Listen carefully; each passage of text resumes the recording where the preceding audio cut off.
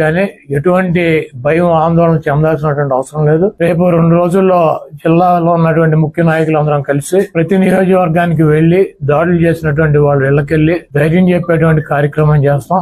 దీనికి జగన్మోహన్ రెడ్డి గారు కూడా మీరు ఎట్టి పరిస్థితుల్లోనూ కార్యకర్తలు గాని నాయకులు గాని జరుగుతున్నటువంటి దాడుల్ని మీరు చూస్తూ ఊరుకోవద్దు. పార్టీ అంతా యాక్టివ్ గా ఉండి అందరూ ఒక వేదిక మీదకి వచ్చి వాటిని తిప్పి కొట్టాల్సిన అవసరం మన మీద ఉందని చెప్పి ఆయన కూడా చెప్పారు. కాబట్టి పోలీసు వ్యవస్థ ఒక అసమర్థమైనటువంటి వ్యవస్థగా ప్రేక్షక పాత్ర వహిస్తున్నటువంటి ఈ పోలీసు వ్యవస్థకి మరి మా నుంచి ఈ తెలుగుదేశం పార్టీ గోండాల నుంచి మా పార్టీ నాయకుల్ని కార్యకర్తల్ని కాపాడుకోవటానికి మేము కూడా 2 రోజుల్లో రోడ్డు మీదకి వచ్చి ఎక్కడైతే మా వాళ్ళ మీద దాడులు జరిగినాయి, ఎక్కడైతే మా వాళ్ళని ఇబ్బంది పెడుతున్నారో ఆ ప్రాంతానికి వెళ్తాం. ఆ కాన్స్టిట్యున్సీకి గానీ ఆ జిల్లాకు గానీ సంబంధించినటువంటి నాయకులందరూ కూడా పాల్గొంటారు. ఆ నియోజకవర్గంలో ఉన్నటువంటి లీడర్స్ గానీ కార్యకర్తలు కూడా పాల్గొంటారు. తప్పకుండా లా అండ్ ఆర్డర్ ఇష్యూ